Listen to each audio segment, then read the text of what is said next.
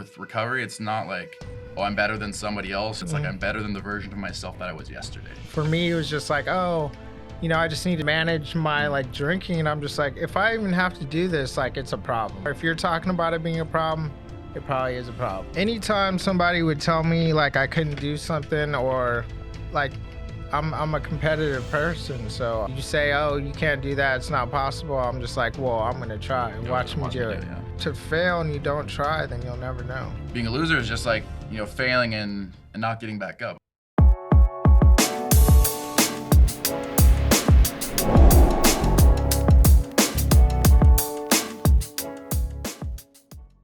Episode 67, Stay Classy podcast. Brandon Turner here. Brandon, thanks for coming on the show. So nice to have you. Thank you, Steve. Yeah, man. Thanks for having me.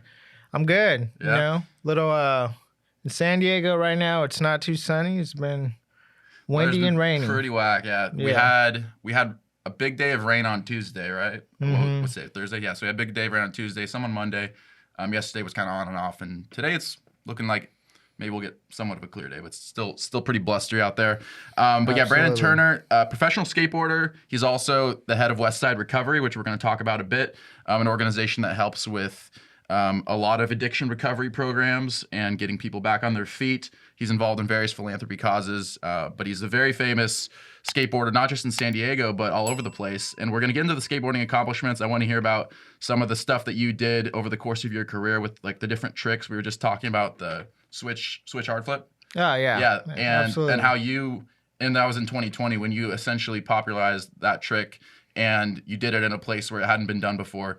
And I want to ask you about that experience, but before we get into that, I just want to talk a little bit about the point in your life, like so the skateboarding stuff, the accolades, all the accomplishments, but then there was a point in your life where you kind of hit a downward spiral. You had a difficult transition period. I believe there was like some substance abuse issues. You had issues with drugs and alcohol. You talked a little bit before we started recording about some time that you spent in jail even. And just Tell me a little bit about like, what was the turning point for you in terms of like, you were going through that difficult transition phase, you were going through these challenges, but then you got to a point you were like, this needs to change. I need to turn this around. Like, what was that transition for you? My transition for that, just getting straight to it, is my cousin overdosed and died. So, and that was in 2017, and a little bit before then, just the skateboarding culture and lifestyle. I've been, going to parties and just experimenting past its time, and it's just when my cousin died, it was just like, it was when fentanyl and stuff, like people didn't really even hear about it yet, but he thought he was doing something else and ended up overdosing just basically on an accident. And the turning point for me was just like, it's not even worth it. Like the way the world is, and these drugs are putting in things you don't even know what you're taking, and then it's just not worth it. I'm like, what's the point? Why am I going to risk my life to try to not feel? Yeah. How many years ago was this that sort of transition point? It really started for me in like 2016, but 2017 was the solid when I actually made a decision to really change my life and make some. What was it, like an instant decision, like to get sober, to stop using, or was it a very gradual transition? It's not even just about being sober. It's people, places, and things, and just the standard I held myself of, and who I knew myself to be. So I had to really look at that, and it was difficult because I've really, there's really good people out there who just aren't making the right decisions, who I'd kind of keep in my circle. Yeah. And I had to make the simple decisions, not hanging around people who are doing anything illegal, changing my environment and, setting some real like boundaries for myself. You know? You said that, so when you started getting into skateboarding, was it instantly like difficult to not be around that culture of, of drugs, of alcohol, of partying, of, hanging with people that were doing something illegal? Like, was that like just instantly a part of the culture? Or did that kind of over time, you kind of acclimated into those circles of people? No, it was over time. And I don't want to say like skateboarding doesn't have to do with anything illegal, except, skate spots for skating, businesses we get kicked out of, Yeah. getting tickets, and that's part of it. That's part of our misfit nature. But when you get to an age, I believe, like, with me, it was like 16, naturally you start, going to house parties, start drinking, and then it's part of the skate culture. There's always something going on. We are highly active as far as when it comes to creativity and art and design and stuff. So, there's always birthday parties, events going on, premieres, showings. So with me traveling, like since I was 14 all around the world and everything, there's different cultures and different ages. They do things just like in Europe, it was normal for people to be, drinking every day and everything. So when that mixed with being in America and just the lifestyle, it just keeps going, for me at least. Enjoying this episode? Subscribe for more content on finding your own path to success. Every subscriber makes a huge difference to the pod, and we're grateful for everyone. And don't forget to throw us a classy like and comment too to let YouTube know that you're a fan of our stuff. Now back to your regularly scheduled podcasting.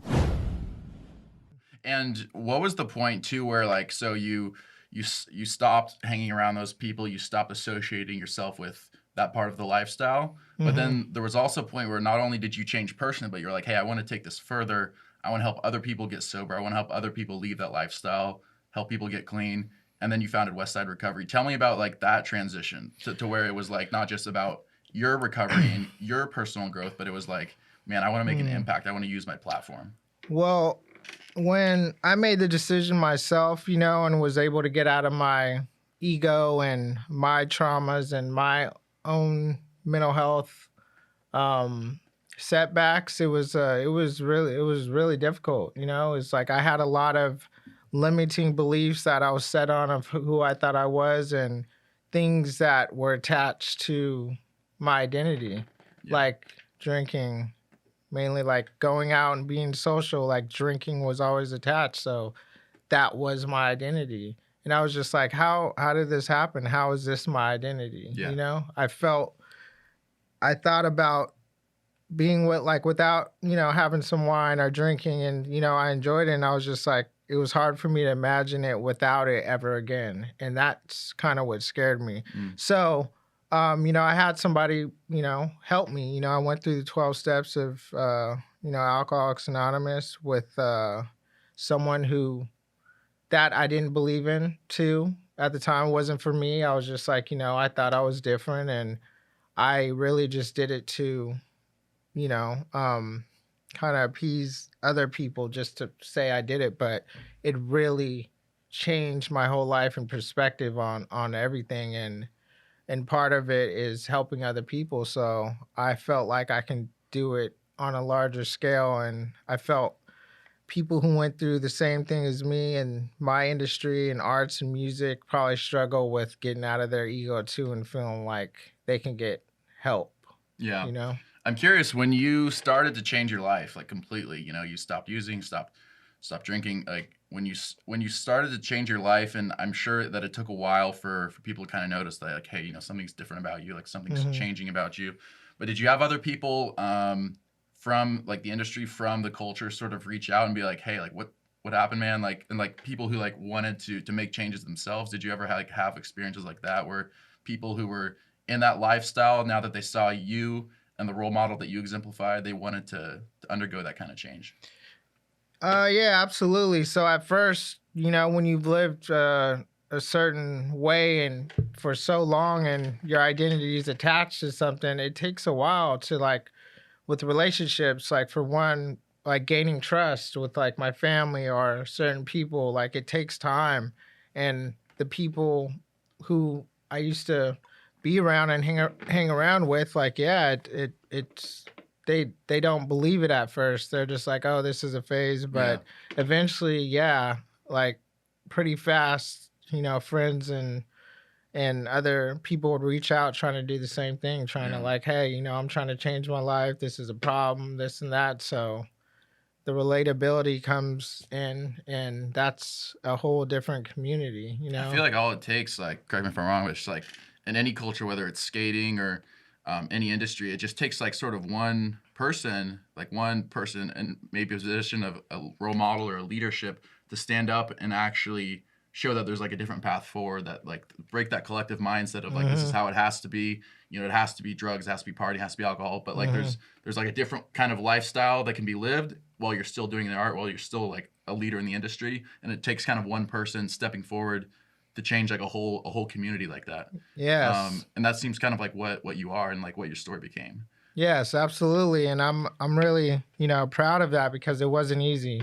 It's it's not easy, and it's got certain stigmas attached to it, like getting help is weakness, and this and that. I only, it's I want to, relate to people and be a part of the group like everybody else. Yeah. And sometimes when you say you're sober, people like look at you like, oh, okay, this and that, but it's not even like that. It's about community and help and support, and I don't judge anybody for what they do. Just for me, I'm not better than anybody else, but I'm better than certain things that I've already been through and experienced that just don't work for me. It's not, I feel like maybe it's not with with recovery, it's not like, oh, I'm better than somebody else who's not undergoing that phase, but it's like I'm better than the version of myself that I was yesterday. Yes, it's like absolutely. being the best version of you, and it's not about comparing yourself to other people. Yeah, and that's my choice. And for me, it was just like, oh, I just need to drink less, or like I want to have some wine sometime. Like I was like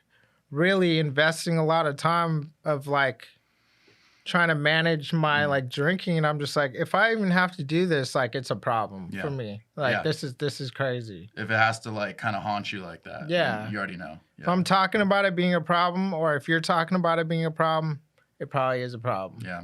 Now I did want to give and like I feel like for so many people, like you have to get to the point where you make that choice, and for everybody that choice looks different, but sometimes it's it's a clean cut. Now I wanted to give you a little bit of credentials here for people who aren't familiar. So you've been skateboarding since basically you were a kid, but like at the age of 13, you were getting sponsorships. You're already famous in the skateboarding community, and you're skating now. I don't know how long you've been with them, but you're skating now for Skate Mafia, which is a popular brand. It's California based, right? Yeah, San Diego. It's in San Diego. We're staying classy in San Diego all day. They do popular, top performing skateboarding equipment, apparel, and we're going to talk a little bit about how you represent them and sort of your involvement there. But I also wanted to touch on the fact that while you're born in San Diego, and we love San Diego here, obviously at Stay Classy, but you were also for a while part of the skating culture in Japan. You traveled abroad a bit. You lived there for how many years? For 6 years. For 6 years. And I go back all the time. I have family in Japan. Yeah. So tell me a little bit about, and then the last thing I'll say there is then after you came back and after 2017, when you underwent that phase of recovery, that's when you started Westside Recovery, which we're going to get into a lot. But the thing I wanted to lead with was your time in Japan, like skating over there. Like what were some of the differences in like the skate culture and also just like culture in general that were sort of surprising to you, like in the 6 years there? Yeah, well, I moved there. My dad was in the military. He was a commander in the military in the Gulf War and all that. And afterwards, he got stationed in Japan. So it was like 90s, and there was no internet. There was nothing. Like we moved to Japan, and we were in Japan, and that was it. Yeah. So it was really traumatic for me, and that experience, like leaving, even though I was young, it was just a whole new world. How old were you? Like teenager still? Yeah, no, I was. Or younger than that? Yeah, I was like 6, like going on, like 6, 7. Jeez. Yeah, so going there and just getting used to being able to get around in the school, it was just a whole new world, So when I finally, and my skateboard got stolen at LAX before we got there, so it wasn't easy. I was just playing sports for a while and everything, and then finally got aboard. And this, like, back to your question, the skateboarding culture in Japan is what Japan's about. It's different. It's honor, it's respect, it's loyalty and timing. Like if you're late in Japan, like it's a problem. Yeah. Like. Things are, I feel like there's a different standard of behavior I've never been to Japan, but the people I know, I have a buddy who's stationed out there. And from the people I know who have traveled there, they say that the level of behavior, the standard of what's expected of you, like the way your character, your reputation, it's a much higher standard than. Absolutely. Yeah, absolutely. It's just honor and respect. It's amazing. And even by the things you do in life, it's just with intent, and it's with presence. Like if just the way you eat, the way you greet someone, and and Yeah. giving things. It's just a whole culture that's like super different. Even the way you eat or the way I hand you something is just it's with respect. Yeah, and I feel like there's this. Correct me if I'm wrong. There's like a certain level of deference to like elders and people in positions of authority that, I mean, to be honest, you just don't really see here. Like, No, you don't. yeah. But it's that's what the crazy shock was for me over there. But that's where I started progressing in skateboarding, like Was in heavily. Japan? Yeah, because of the discipline and the people that I had around me, like getting unofficially adopted by my older brother's family, and so they took me in their family. He taught me Japanese, and it really just like changed my whole brain. I changed into like another person. Is skateboarding like have a similar level of popularity in Japan as it does here, would you say, or is it even more like it's niche? huge. Okay. No, it's huge. And back then, like it's always been big in Japan, and it kind of went through phases, but now it's super huge. Yeah, yeah. So when you came back, then 6 years, you come back. Did you come straight back to San Diego, or did you move? Yes, somewhere? Okay. yes. So when you come back to San Diego, what was that culture shock like? Like, what were some of the things you noticed right away, other than like, I mean, obviously there's a different standard of behavior, but like specifically, what were some of the things you noticed that caught you off guard? One thing that I can just explain and getting straight to it is just getting my bike stolen. So when my bike was stolen from the side of the house, I couldn't imagine somebody stealing it. I was just like, oh, I must have misplaced my bike. Oh, and someone's like, no, someone took your bike. And I was just like, no, someone must have really needed it and borrowed it, and they're going to bring it back. And I was going out there for weeks to the side of the house, like looking to see if my bike was back there. Like because you just don't steal in Japan. So yeah, not a thing. Yeah. So that was really like shocking coming back. Yeah. Did you, so another thing I wanted to ask you about is like in Japan, pretty ethnically homogenous country compared to America. Like when you came back to America, like was there a difference in like the way that like people were treated and like just different like cultures interact? I mean, America's, is sort of a melting pot, but obviously there's, real issues of, inequality, racism, that sort of thing. Were there like sort of dynamics that you noticed when you came back that like kind of opened your eyes for the first time? Or was that something that you thought about like when you came back to America? No, it was just, it was kind of scary coming back to America just because of the violence. Like after being in Japan for so long, I didn't want to really come back here because I'm like, oh, someone gets murdered every day in America. I'm like, every day. I'm like, that's crazy. Yeah. It's not like that in Japan. No. So I was like, and I would see, it was so different. My uncle would tape VHS tapes in San Diego, like for a couple weeks at a time, and then send us the news. He would tape the news just so we can know what was going on here. And you're like, oh man, so I don't we can wanna... watch the news, and yeah. And I was just like, did you not want to come back? You're like, yeah, I don't want to. I'm like, this is crazy. Like, what's going on? It's like peace in Japan. It's love. So that was. You feel like that's like kind of how their culture's always been, or do you think that like evolved like there over time? Like I'm curious, like, because I mean, even from the early 20th century, Japan was known for a very militaristic culture, up until the end of World War II. So is that like sort of the last like 50 or so years, like half century kind of like development where like the culture sort of just a big emphasis on like respect and peace, or is that like, I don't really know, like is that like sort of just always how it's been there? Like it's always been honor and respect in a traditional standpoint with Japan, of course, but I think with in and they've always been warriors, you know, with the samurai, you know, and ninja and all that stuff. But I think after the World War II, that they really like went in a different direction with like violence. Yeah. Okay. So as far as like skateboarding goes, like when was the point where when you came back, I mean, as we said earlier, like by the time you were like a teenager, you were already making waves in the community. You were already well-known skater. But when was the point you're like, man, like I could actually do this professionally, and where things really started to take off for you? That was like when I was in Japan, coming back to America when I was 13. Like I was like, hey, you know, this is my goal. I want to be like the first American Japanese professional skater. So that's what my goal was. So when I moved back immediately, I connected with like the right people, like Ken Russell and Peter Smolik, and this filmer who's just ahead of his time, Dave Soshbach, and you know they coached me and molded me like into like the discipline with skateboarding to have that fulfilled. Yeah.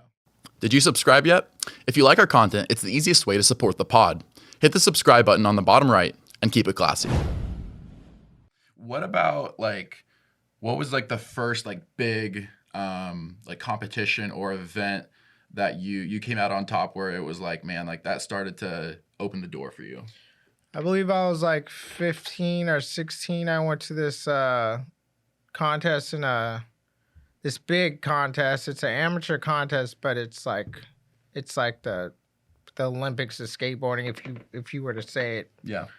Nowadays, but I'm not gonna say Olympic. It's just like the most like core like raddest contest, and it's called, you know, Tampa Am, and I got 6th place in that, so top 10, you know, and for me that was huge because that was like up against all the best people, yeah. and ended up being the best, and like later on, so, and it was a lot of people, so that let me know that I was at a level that I can hold my own weight in this industry. Yeah.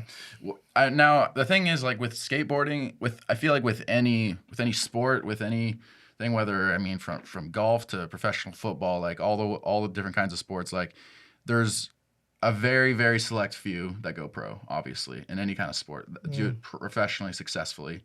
You know, it's the top 0.001% that actually make it to that level. Mm-hmm. So I'm sure that even if you had encouraging people around you, there were also people that said like, man, like this is cool and all, but like you can't pursue this profession. It's never gonna happen. It's not gonna work. Like I'm sure there were doubters, or that there were maybe even if not like people around you, maybe even internally. But like, how did you like master that like art of like self-belief of like saying like, you know what, I believe in myself. I believe I can do this. Like, what was it about you that made you believe in yourself to the point where you could do this professionally? Anytime somebody would tell me like I couldn't do something, or hey, that's not like, I'm a competitive person, so I wanted to, you know, you say, oh, you can't do that, it's not possible. I'm just like, well, I'm gonna try. Watch me do it. Yeah, watch me do it always. So that's what was all my motivation, is just doing what can't be done. And that's what inspired me, you know, from watching movies and, you know, Bruce Lee and all this stuff. I'm just like, no, it's you know, just don't think, feel. If you feel it, you can do it, you know? Yeah. Was Bruce Lee's awesome. Did you have any other like sort of role models, or whether in the skating industry or outside of skating, there was sort of role models, people from history you sort of looked up to, you're like, man, like, you know, that person can do it, I can do it, kind of thing? Yeah, you know, like what was inspiring is Michael Jackson as a kid, being such like a kid star at that, you know, age, you know, of course, like Bruce Lee and just you know, just like people there like Arnold Schwarzenegger, and just you know, He-Man, you know, and you know, you know, and you got robbed with that one. Yeah. Well, So, I'm about the same age, I think. So I grew up with a lot of that. Yeah, Chitara, man. It's all about Chitara. Yep, Thundercats, you know. Hell yeah. Ultimate Warrior, you know. Ultimate Warrior, love it, man. Dude, I grew up on the WWE stuff. I mean, that's just like some of those guys. So, the Ultimate Warrior was one of my favorites. Also, Randy Savage. Yeah, Macho Man. Macho Man, Randy Savage. That guy knew how to cut a promo. Yeah. And I feel like those icons, those people you looked up to, sort of drove you to believe like, hey, like, you know, I can do this. Like, you're a competitive person. You know, you believe in yourself. Now, what was the point where? So you've been skating for a long time, and then eventually, you know, you start getting approached by like brands and, you know, different companies and products and stuff. What was the point where you got involved with Skate Mafia, and like how did that partnership come about? Like, what was like the genesis point for that? Well, I was when I first started, we were building a brand with like already known skaters like Ken Russell and world-renowned filmer Dave Sloshbach. So that was Voice Skateboards. I left Voice and got signed by Shorty Skateboards by Chad Muska, who was just like the superstar of skating. And then in 2004, we started Skate Mafia, and that was a transition from Shorty's, and that was like everyone from San Diego, and it was just like all of our friends, you know. Yeah. Who was it with? Like, who was the core group, like, along with you? That it was that started Skate Mafia. It was you know, Dan Conley, Josh Preebs, Wes Kramer, Tyler Surrey,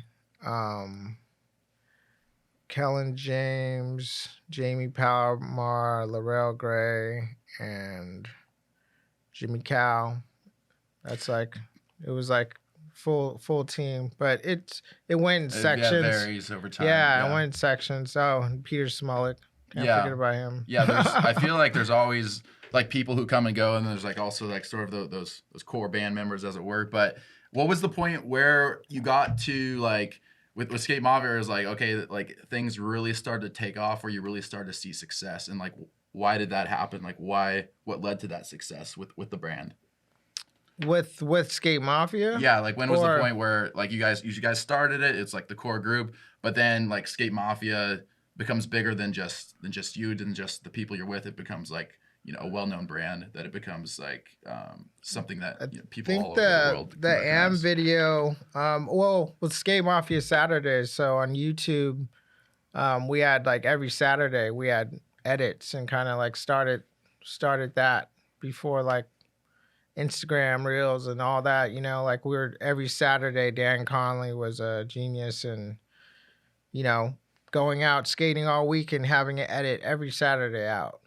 Skate Mafia Saturdays. So that's what kind of set us apart. Is that still ongoing, or is that no, that segment? But that's what kind of started us and got us on a whole nother level, because nobody was doing that. Sure. So what exactly do you as far as like what was like key to building the brand? I mean, I know you talked about a few of the things, but what was like sort of the key to like building a brand, establishing a brand? You know, we like to talk to entrepreneurs on the show, and you know, brand personalities, and like what was like sort of was it just like the reputation that you and the other skaters had, or what was like sort of the key essential hard work that went into that? Well, yeah, I mean, just up and coming skaters from San Diego were already like super good coming up, and me and Peter Smollett coming from Shorty Skateboards, that was like one of the biggest board companies ever, and awards and all this stuff. So, and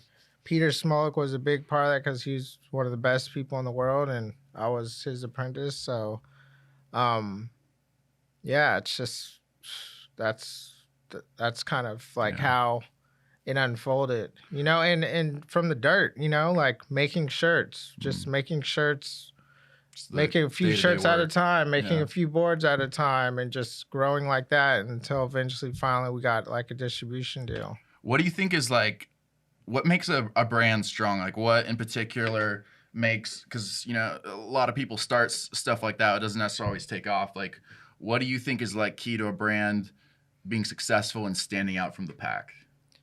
Consistency and creativity, and just having a team, and not second guessing yourself, and not trying to follow, you know, not trying to reinvent the wheel, but just sticking to your script and staying loyal to your initiative. Yeah.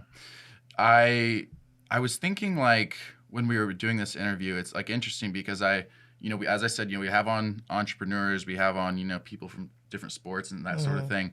But I feel like you're unique because, you have a sport, skating that you do, that you've mastered, that you're professional at, but there's also this whole other side of you, which is the recovery story, the philanthropy, Westside Recovery. I want to talk about that for a bit. So with Westside Recovery, which you started after your own sort of transition period, which I think you said happened around 2017, was when you started to make a lot of those lifestyle changes and implement that seriously. Yeah. But when you started Westside Recovery, first of all, eventually this organization became so much bigger than you and even just, the immediate people around you. But now it's an organization that's having a huge impact in San Diego, I think it's safe to say. And what is unique about your approach as a recovery organization? What are some of the values that are important to Westside Recovery that in your mind sort of make the organization stand out as compared to any other treatment facility? Well, first of all, everybody has a story and it deserves to be told, whether you're an alcoholic or a drug addict or whatever. It's not even about that. What makes us different is just with me, what shied me away from rehab or AA or recovery is you always it was always felt that, I don't have a problem. Oh, you had to have a problem, or it was looked at as a confinement, like an institution. And the way I wanted to make it different was a community. And that's why we got the skate program, art, music program, Pilates, and it's just more about the healthy release of endorphins and getting back to your power of your passions, along with, the group therapy, the one-on-one therapy, seeing psychiatrists, doctors, all that. So you have this support along with getting to do with what you love. So that's what makes it different. And there ain't no other rehab like ours. Yeah. Well, I think this is probably obvious for anybody that's worked in rehab or experienced rehab, but I'll just say I think that something that's really crucial for anybody who's recovering is having a goal that's bigger than yourself, right? That's bigger than, that outweighs the need to drink or the need to use, some goal that you're oriented towards that makes it worth it to not engage in the things that drag you down, right? So tell me about some of the programs and some of the ways that you guys reposition people to say, hey, I know you come from this past where, maybe someone was an alcoholic, maybe they were an addict, but you actually reposition them to have a purpose that's bigger than that, something to focus on that makes it worth it to stay clean. Yes, absolutely. I mean, a lot of people have limiting beliefs and stuff, and part of my job is helping them see their true power of letting that go, working through it, feeling it, and then seeing what they can learn from it. And I tell all my clients too, it's nothing in this world happens to you. It's for you, and it's your perception of what you can learn from that situation. Because people can get stuck in the victim mind forever. This happened when I was little. Someone did this to me. And I tell people, when you're thinking of in the I and the me so much, you're living in the ego, and your ego is not your amigo. You have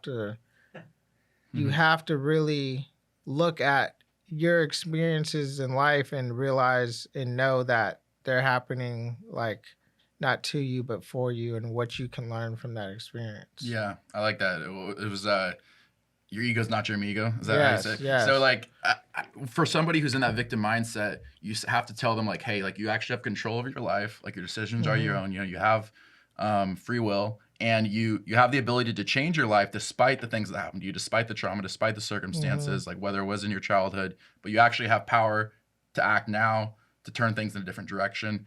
What is it like when you have people who come in, they're broken, they're hopeless, they're at the end of their rope? How do you turn that around? What's the starting point? One day at a time, for one, and to start at first is you got to get stabilized mentally, spiritually, physically. So if you're on a substance and everything, you got to get medically detoxed, and a lot of people don't know that. They'll just be like, oh, I got to do this, and they'll be trying to do it themselves. But these like chemicals and stuff going around, like you can get medically detoxed and be monitored, and get your everything out of your system, and then start to like program and start working on the limiting beliefs, so you don't have this like physical allergy of like withdrawing or whatever you're going through, so you can kind of start working through your mental limitations. Is there like I'm sure you've researched this a little bit or heard some stuff about like the science behind addiction. So like when you're on a substance, whether it's drugs or alcohol, like, correct me if I'm wrong here, but does it not like kick off chemicals in your brain that keep you like using those substances? Like when it's in your system, it kind of keeps you coming back to craving, to wanting to use again. So like what's like the science behind that? Like why is it so important to get detoxed? Like how does that play out? Well, because just like with like alcohol or say Xanax, like it's a benzo. So if you're using it consistently and just be like, and then you have the willpower to be like, okay, I quit, I'm done, I'm just gonna stop. Like, but it doesn't really work like that, right? No, you risk like having a seizure and dying because it's your body like needs that. And with alcohol and Xanax and it's it's a benzo, so you have to just know like you have to get help from it. And that's why people sometimes they stop and they end up dying. Yeah. Can I circle back to something that Brandon said a little bit earlier, and that was about people, places, and things, and now you're kind of talking about energy and endorphins and all that. I used to own a brewery, so I know about the peer pressure of every event, everything that you do. Every time you go into work, you're going to drink. You're expected to drink. You're around it all the time. And when I sold the brewery, I had a lot of good times, but boy, I was never so fat, so drunk, so unhealthy. Yeah. And it took me a year to stop drinking and not drinking for a year to start actually feeling better. So I just want to say, man, I really identify with that. And the physical, it is a real thing. And the further you get away from it and the further it is behind you, the easier it gets. But getting yourself out of that environment and surrounded by those good people, places, and things that are going to, point you in the right direction and keep you on track, and also just keep you busy, give you purpose. That's super important, man. And it's great what you're doing. Yeah. Congratulations. It's hard. It is. That's what another thing with people, they'll be like, they'll stop drinking for a while, but it's just like they want things to happen so fast. But if you've been doing something like a habit for like most of your life and you're like, oh, I've been drinking for a month and I still kind of feel shitty. Like it takes time, it's not overnight. Yeah, it takes 90 days to, for your system to implement any new habit. Like your blood cells change every 90 days. So that's what you're looking at anytime you make a change and being consistent with that. So for Westside Recovery, you detox people. Then what are like the initial? We're not a detox, but we're PHP, IOP, and OP. PHP stands for partial hospitalization. Intensive outpatient is IOP, and OP is outpatient. Yeah, but what I was gonna say is like, so for somebody who's a recovering addict, let's say you get them to the point where they've detoxed, and then what are the initial steps at Westside Recovery for somebody who's in these programs, who's committed to one of these programs that lead towards recovery? Like, what are the initial steps? Like, where do you position these people? It's a person by person basis, because some people have families and a full career and a wife and kids and stuff, so their program will look different because we have to organize their group times around their work time and whether they're in morning or night groups, and with their therapy, like there's no one person's the same from someone who's a family man or woman, and from like someone who's 18 and just like off the streets and doesn't know where they're going with their life. So of course initially, like the only thing that's similar for everybody is like making sure they're stabilized and detox, and if they need any medication to be stabilized so they can start getting the help that they need, and then we meet them where they're at and help guide them to that. So just to clarify, yeah, you guys aren't a detox, but when someone's detoxed, if they're in the inpatient residential program, like what might their day-to-day look like, and how do you do the little things that sort of build towards success to the point where when they I'm assuming there's like some kind of graduation or exit process, like to where you say, hey, that's like a success story. Like, what are the little things, the little practices that leads towards success for someone like that? Showing up to group, being open with like your therapist, with your limitations, and being consistent with the community, and always like, so you're not in yourself, like, participating. We go skating every Tuesdays and Thursdays, hikes, meditation practices, like Pilates, getting into something that's kind of like keeps you accountable and consistent with like being a part of the community and people who have changed their lives around too. So you can kind of have these like mentors around you of went through the same thing. And then, they have the accountability of getting tested every week too. So they know that there's all these things put in place. So they're set up for success. They just kind of got to get out of themselves and follow the program. Hey there, classy viewers. Thanks for listening to our podcast. We're dedicated to providing you with quality content that inspires and brightens your day. But keeping it classy can be expensive. If you enjoy our content, we're asking for your support for the podcast using the donation link in the description below. Donations mean the world to us, and even as little as $5 can make a huge difference in helping us make this podcast a reality. Plus, donors are added to our shortlist to be the first to receive exclusive offers on merch, extra content, and even chances to appear on the pod.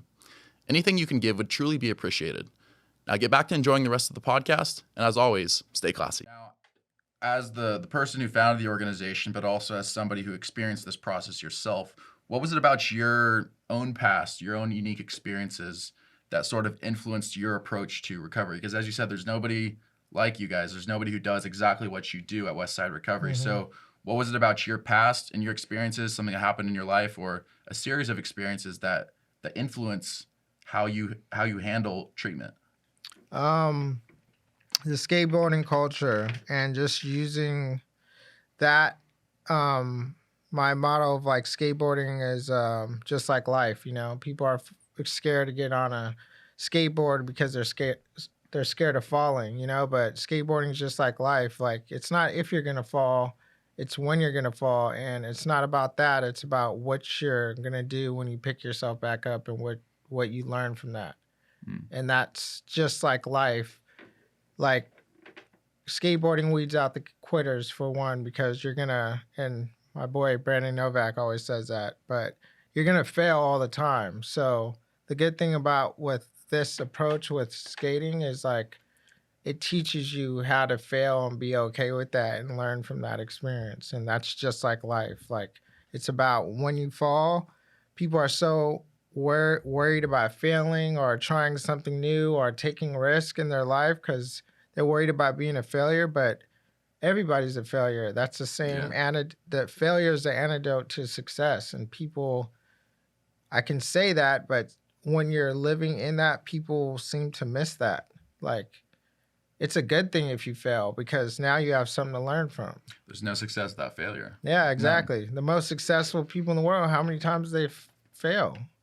If you're afraid to fail and you don't try, then you'll never know. Yeah, I feel like that's, when people talk about like what makes the difference between a winner and a loser, it's like, I feel like being a loser is just like, failing and not getting back up. But it's like, winning is a part of like failing and getting back up and trying again and trying again and repeating that process and perfecting that process. But I want to hear, like, maybe in the time that you've had the organization, was it been like 6 years now since you guys started, or what's? No. For Westside specifically, I've build programs for other programs, for other rehab programs, built like similar programs and helped out or was working, doing business development, admissions, marketing, all that. But since last October, it's been a year now for Westside Recovery. Well, congratulations on that. And one thing I wanted to ask you was about the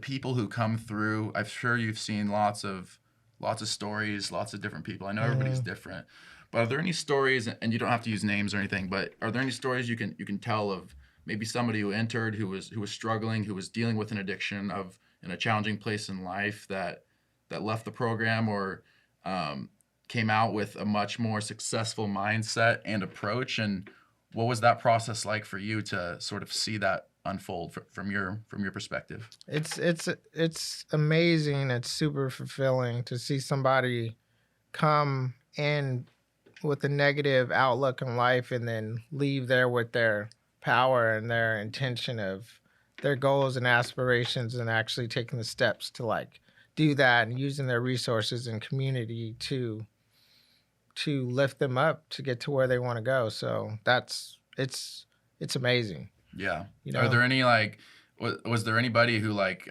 stood out to you, or is and again, you don't have to name it, but like somebody who was maybe in an especially bad place that just had a total transformation? Like, was there any story like that stood out to you? Oh, absolutely. All the time. Yeah. All the time. And actually one of my close friends who just graduated the program, he made a complete 180, was consistent, doing everything he needed to do the whole time, was always participating and just helpful and being of service, and just it was amazing. Yeah. To see. What about as far as, because you're also the leader of the organization, and I know you have staff and other people that support what you do, but as a leader, as the founder, what is sort of your approach to leading Westside Recovery?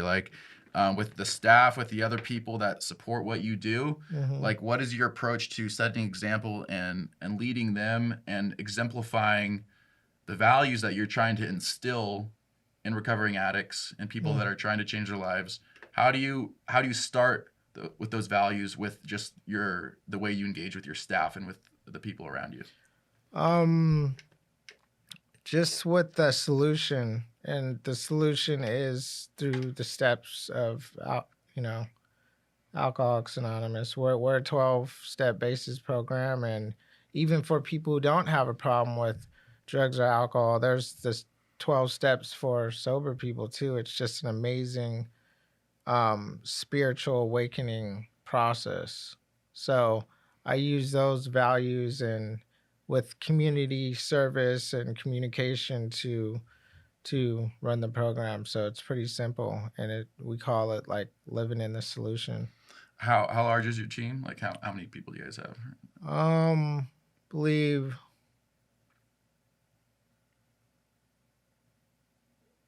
right now we're staff's at 10. Yeah.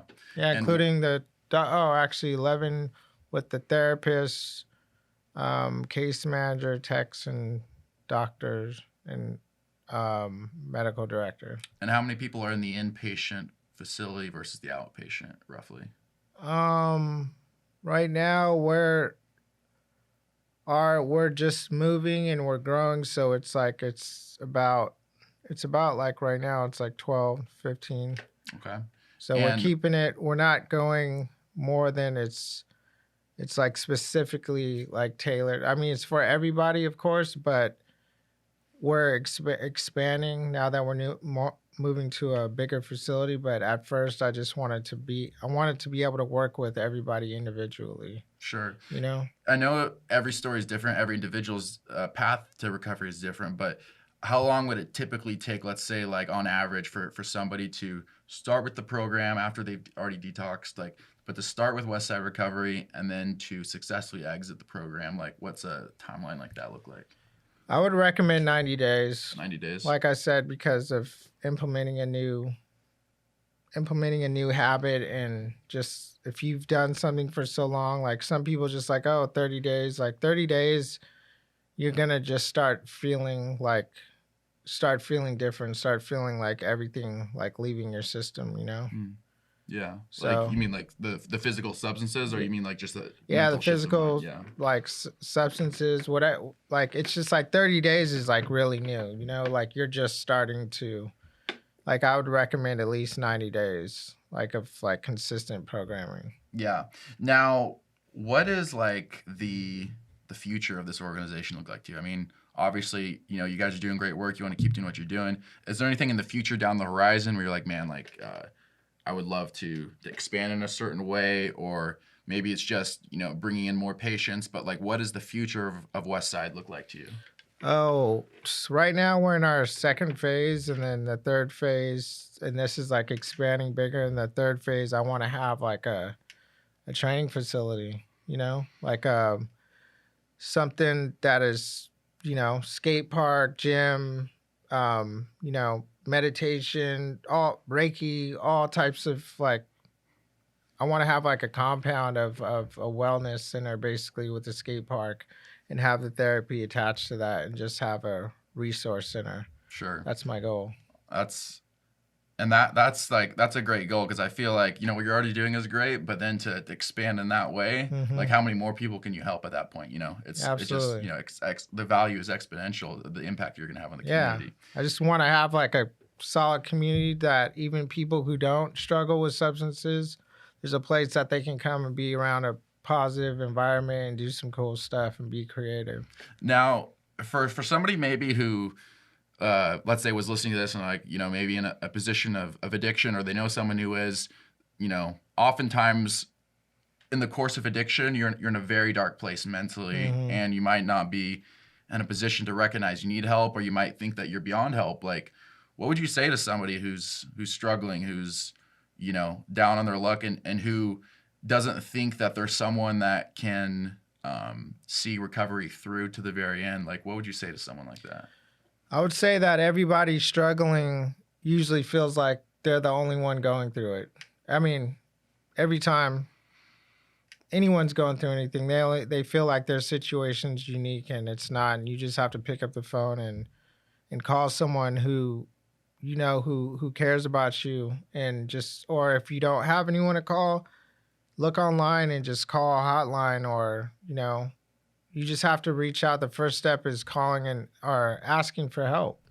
You just have to be able to ask for help, and that's the hardest thing. Yeah. I quick personal story. I'll share that I have an extended relative who I think it was about 30, 40 years ago entered recovery for alcoholism at I think it was, what's the one, Ronald McDonald, or what's it?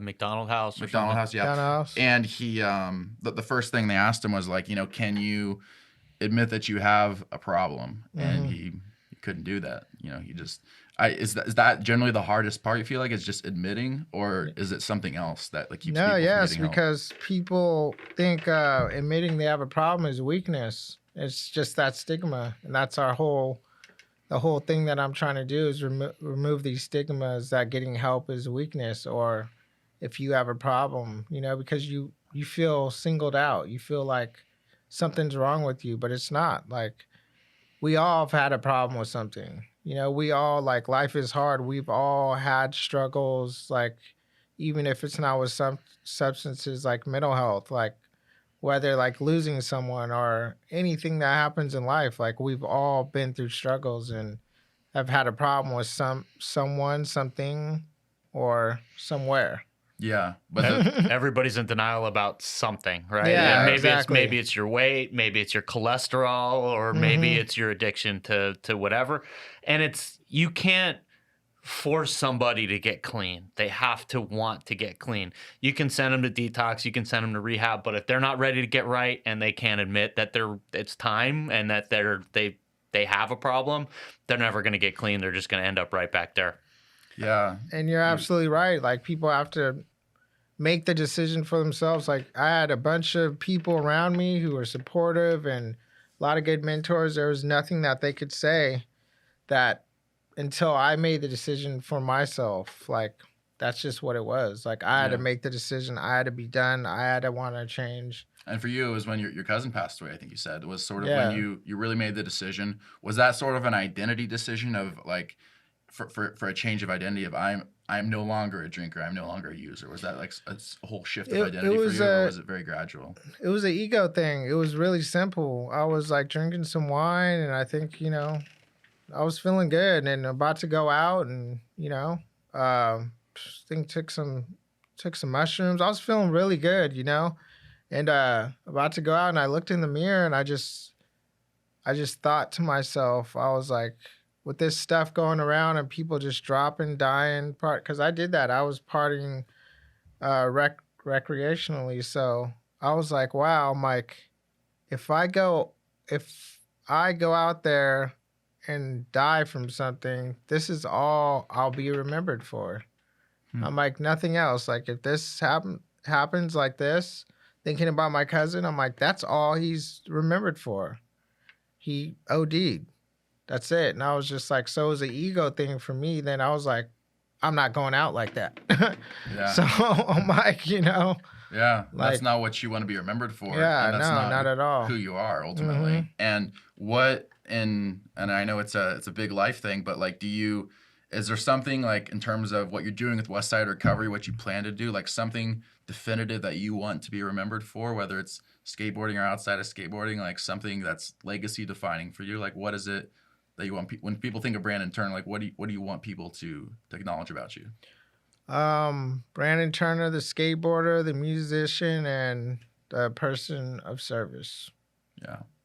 That's simple. It's Yeah. That's impact right there. And like, Yes. not just in the skateboarding community where you've already had the impact, Mhm. but also the fact that you recognize that you had a platform to elevate other people who were struggling with addiction, who were struggling with the lifestyle adjustments that you had.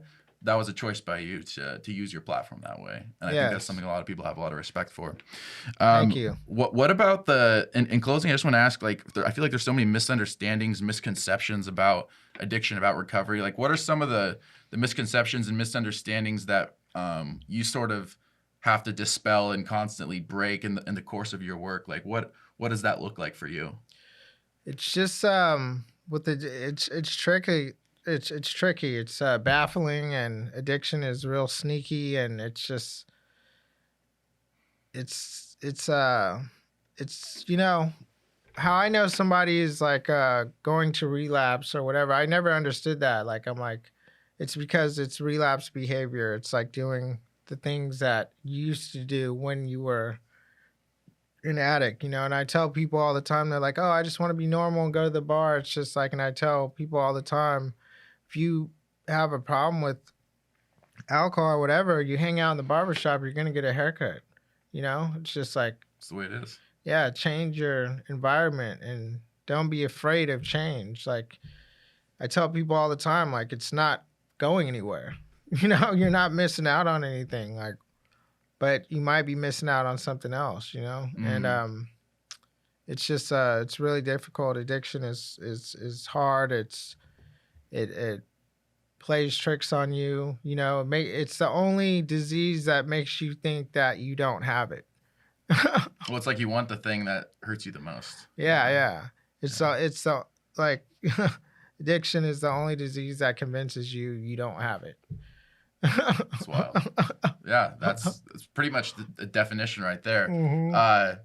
Now, our friend in common, Todd Durkin, who came on here a few weeks ago, was talking about, like, you know, sometimes for people, like, change happens when you get to the point where you say, like, what is it that I'm willing to give up for my dream, for my goal? So I think that goes back to what we were discussing earlier with, like, having a goal, having an orientation towards something that makes you want to pursue that more than you want to drink or use.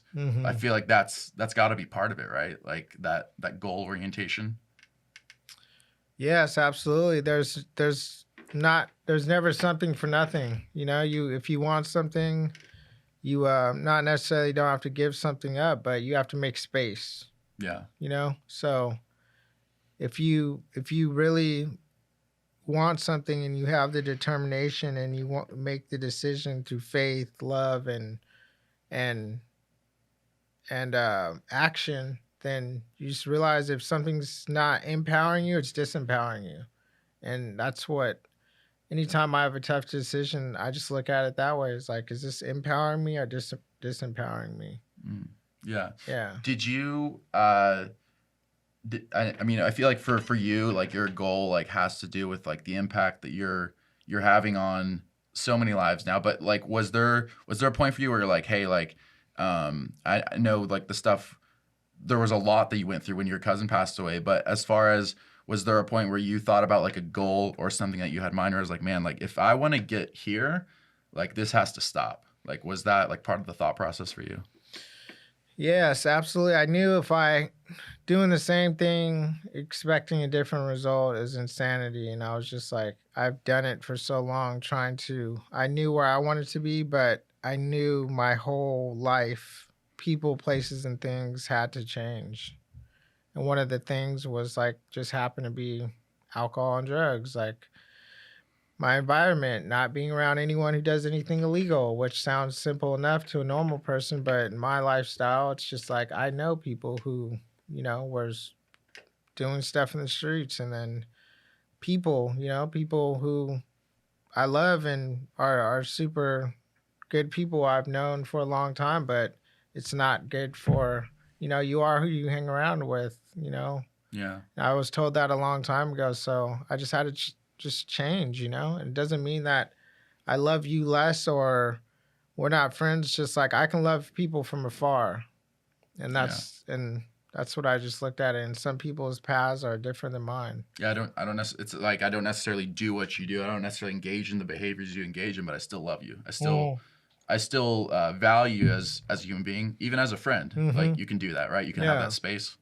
And I think that's sometimes necessary to have those boundaries. Mm-hmm. And I think people will respect it over time, right? When they see the change in you, and I'm sure you've seen this, is like when people see the change in you and they see that it's real, that it's lasting, when they see that there's impact, like people will respect that. Mm-hmm. Even if it's not necessarily the exact change that they implement in their own lives, but they respect like what you've become. Like, Mm-hmm. No, absolutely. Over time, some people who were close to me were angry and mad and saying I was fake and but after time, they're like, "Oh, I'm proud of you." Like, "Oh, I thought, they they respect it now." And I just got a text the other night, like, "Hey, I see what you're doing. Super proud, and that's good." And it's not about that. It's just it's hard. People think like, "Oh, you're sober or you're vegan, whatever." I'm like, these are conscious decisions I'm every day. making Yeah. to make a change and better my life. It's not about anyone else or judging anyone else. It's just like I know what I want. Yeah. And this is the path I've taken, and look at the results. So yeah.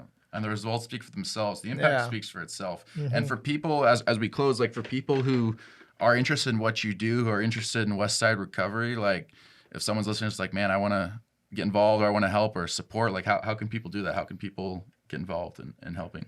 It's simple. Call the number 619-796-9611 or Westside Recovery SD, like San Diego.com. Check out the website. Check out all the amazing things we're doing in our community, support, and creating.